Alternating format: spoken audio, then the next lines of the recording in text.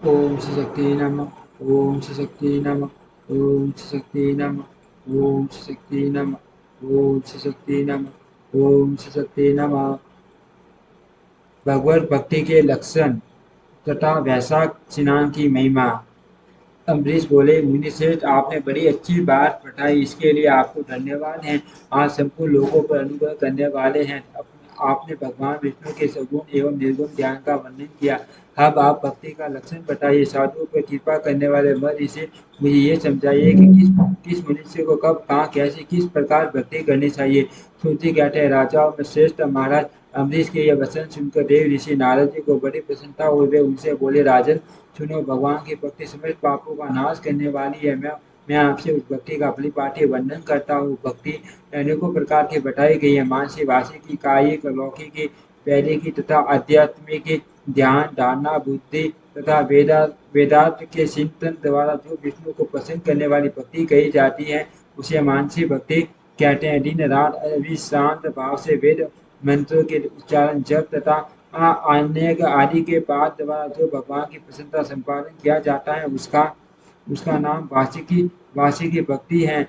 व्रत, उपवास और नियमों के पालन तथा पांचों इंद्रियों के संयम द्वारा की जाने वाली आराधना शरीर से साध्य होने के कारण कायिक भक्ति कही गई है। ये सब प्रकार की सिद्धियों का संपादन करने वाली है। वाद्य, अद्य आदि उपचार, नृत्य, वाद्य, गीत, जागरण तथा पूजन आदि के द्वारा द्वारा जो भगवान की सेवा की जाती है, उसे लौकिक भक्ति कहते हैं। तर्क वेद, यजुर्वेद और साम वेद के जप संहिताओं के अध्ययन आदि तथा हविष्य की आहुति, यज्ञ यागादि के द्वारा की जाने वाली उपासना उपासना का नाम वैदिक भक्ति है। वैज्ञ पुरुषों ने अमावस्या, पूर्णिमा तथा विषु, तुला और मेष की संक्रांति आदि के दिन जो याग करने का आदेश दिया है, वह वैदिक भक्ति का साधक है।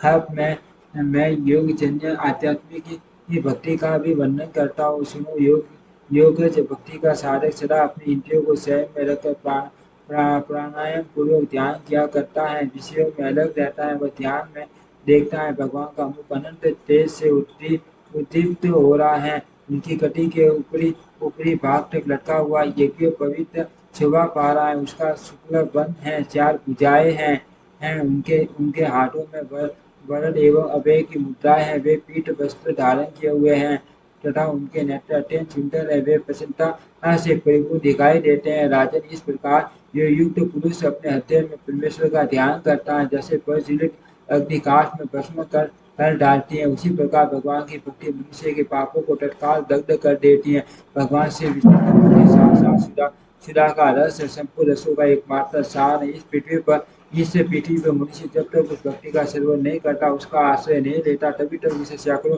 बार जन्म, मृत्यु और जरा के आकाश से होने वाले नाना प्रकार के दैहिक दुख प्राप्त होते हैं। यदि मान प्रभावशाली भगवान अनंत का कीर्तन और स्मरण किया जाए, तो वे समस्त पापों का नाश कर देते हैं। ठीक उसी तरह जैसे वायु मेघ का तथा सूर्यदेव अंधकार का विनाश कर डालते हैं। राजन, देव पूजा, यज्ञ, तीर्थ स्नान, व्रतानुष्ठान, तपस्या और नाना प्रकार के कर्मों में भी अंतःकरण की वैसी ही शुद्धि नहीं होती जैसे भगवान अनंत का ध्यान करने से होती है। न जिनमें पवित्र यश वाले तथा अपने भक्तों को भक्ति प्रदान करने वाले विशुद्ध स्वरूप भगवान श्री विष्णु का कीर्तन होता है, वे ही कथा शुद्ध है तथा वे ही यथार्थ वे ही लाभ पहुँचाने वाले और वे ही हरि भक्तों के कहने सुनने योग्य होती है। भूमंडल के राज्य का भार संभालने वाले धीर धीर से महाराज अम्बरीश, आप धन्य हो, क्योंकि आपका हृदय पुरुषोत्तम के ध्यान में एकांत हो रहा है तथा सौभाग्य लक्ष्मी से सुशोभित होने वाली आपकी नैष्टिक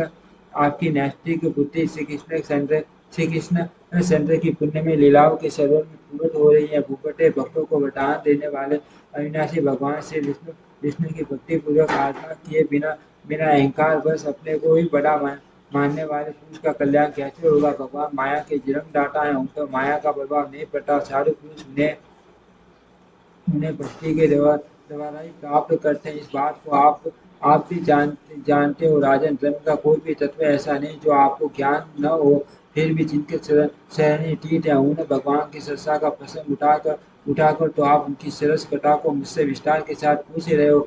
उसे मैं यही कारण है कि आप वैष्णवों का गौरव बढ़ाना चाहते हो, बुद्ध जैसे लोगों को आदर दे रहे हो। साधु संत जो एक दूसरे से मिलने पर अधिक श्रद्धा के साथ भगवान अनंत के कल्याण में गुणों का कीर्तन और श्रवण करते हैं, इससे बढ़कर परम संतोष की बात तथा समुचित पुण्य मुझे और किसी कार्य में नहीं दिखाई देता। ब्राह्मण, गौ, सत्य, सदा, यज्ञ, तपस्या, श्रुति, स्मृति, दया, दीक्षा और संतोष, ये सब श्री हरि के स्वरूप है। सूर्य, चंद्रमा, वायु, पृथ्वी, जल, आकाश, दिशाएं, ब्रह्मा, विष्णु, रुद्र तथा संपूर्ण प्राणी उस परमेश्वर के ही स्वरूप है। इस तरह से जगत को उत्पन्न करने की शक्ति रखने वाले वे विश्वरूप भगवान स्वयं ही ब्रह्मांड के शरीर में प्रवेश करके सदा उन्हें खिलाया जाने वाला अन्न भोजन करते हैं। इसीलिए जिनकी शरण रेणु तीर्थ के सम्मान है, भगवान अनंत है, अनंत ही जिनके आधार है, जो संपूर्ण प्राणियों के आत्मा तथा पुण्य में लक्ष्मी के सदस्य हैं। उन ब्राह्मणों का आदर पूर्वक पूजन करो। जो विद्वान ब्राह्मण ब्राह्मण को विष्णु विष्णु बुद्धि से देखता है, वही सच्चा वैष्णव है तथा वही अपने अपने धर्म में भली भांति स्थित माना जाता है। आपने भक्ति के लक्षण सुनने के लिए प्रार्थना की थी, सो सब मैंने आपको सुना दिया। अब गंगा स्नान करने के लिए जा रहा हुई वैशाख महीने का उपस्थित है, जो भगवान लक्ष्मी के पति को अत्यंत प्रिय है। इसकी इसकी भी आज शुक्ल सप्तमी है। सप्तमी इसमें गंगा का स्नान अत्यंत दुर्लभ है। पूर्व काल में राजा जऊ ने वैशाख शुक्ल सप्तमी को क्रोध में आकर गंगा जी को पी लिया था और फिर अपने दाहिने कान के छिद्र से उन्हें बाहर निकाला था। अतः जऊ की कन्या होने के कारण गंगा को जानवी कहते हैं। इस तिथि को स्नान करके जो आकाश की मिथिला पुत्र गंगा देवी की उत्तम विधान के साथ पूजन करता है, वो मनुष्य धन्य एवं पुण्यात्मा है। जो वैशाख शुक्ल सप्तमी को विधि पूर्वक गंगा में देवताओं और पितरों का दर्पण करता है, उसे गंगा देवी कृपा दृष्टि से देखती है तथा वह स्नान के पश्चात सब पापों से मुक्त हो जाता है। वैशाख के समान कोई मास नहीं तथा गंगा के सदस्य दूसरे कोई नदी नहीं। इन दोनों का सहयोग दुर्लभ है। भगवान की भक्ति से ही अच्छा सहयोग प्राप्त होता है। गंगा जी का प्रादुर्भाव भगवान श्री विष्णु के सर्व से हुआ है। वे ब्रह्मलोक से आकर भगवान शंकर के जटाजूट में निवास करती हैं। गंगा समस्त लोगों का नाश करने वाली वे अपने 3 स्रोतों से निरंतर प्रवाहित होकर तीनों लोगों को पवित्र करती रहती है। उन्हें स्वर्ग पर चढ़ने के लिए सीढ़ी माना गया है। वे सदा आनंद देने वाली, नाना प्रकार के पापों को हरने वाली, शंकर से टालने वाली, भक्त जनों के अंतम कर्म में दिव्य प्रकाश फैलाने की लीला से सुशोभित होने वाली, सगर के पुत्रों को मोक्ष प्रदान करने वाली, धर्म मार्ग में लगाने वाली तथा 3 मार्गों से प्रभावित होने वाली हैं। गंगा देवी तीनों लोगों का संहार है। वे अपने दर्शन, स्पर्श, स्नान, कीर्तन, ध्यान और सेवन से हजारों पवित्र तथा अपवित्र पुरुषों को पावन बनाती रहती हैं। जो लोग दूर रहकर भी तीनों समय गंगा इस प्रकार उच्चारण करते हैं, उनके तीन जन्मों का पाप गंगा जी नष्ट कर देती है। जो मनुष्य 1000 योजन दूर से भी गंगा का स्मरण करता है, वह पापी होने पर भी उत्तम गति को प्राप्त होता है। राजा वैशाख शुक्ल सप्तमी को गंगा जी का दर्शन विशेष दुर्लभ है। भगवान से विष्णु और ब्राह्मणों की कृपा से ही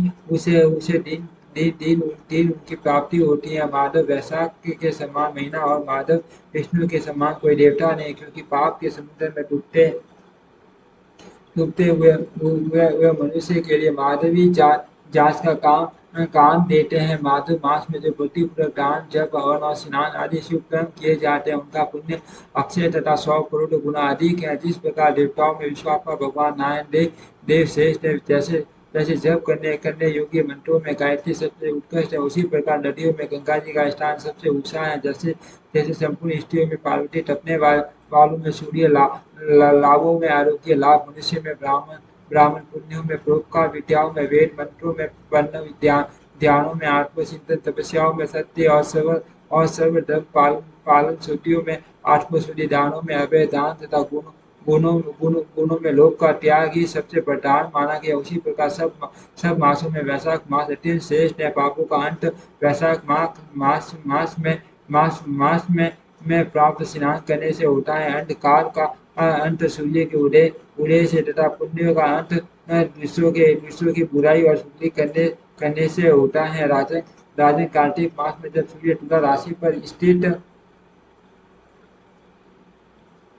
स्थित हो, उस समय जो स्नान दान आदि पुण्य कर्म किया जाता है उसका पुण्य प्रारब्ध गुना अधिक होता है। माघ मास में जब मकर राशि पर सूर्य हो तो कार्तिक की अपेक्षा भी ये 1000 गुना उत्तम फल होता है। और वैशाख मास में मेष की संक्रांति होने पर माघ से भी 100 गुना अधिक पुण्य होता है। वही मनुष्य पुण्यात्मा है और धन्य है जो वैशाख का मास में पाप का स्नान करके विधि विधान से भगवान लक्ष्मीपति की पूजा करते हैं। वैशाख मास में सवेरे का स्नान, यज्ञ, दान, उपवास, विषय भक्षण तथा ब्रह्मचर्य का पालन ये महान पातकों का नाश करने वाला है। राजन कली युग में वैशाख की महिमा गुप्त नहीं रहने पाएगी, क्योंकि उस समय वैशाख स्नान का महात्म्य अश्वमेध यज्ञ के अनुष्ठान से भी बढ़कर है। कली युग में परम पावन अश्वमेध यज्ञ का अनुष्ठान नहीं हो सकता। उस समय वैशाख मास का स्नान ही अश्वमेध यज्ञ के समान विहित है। कली युग के अधिकांश मनुष्य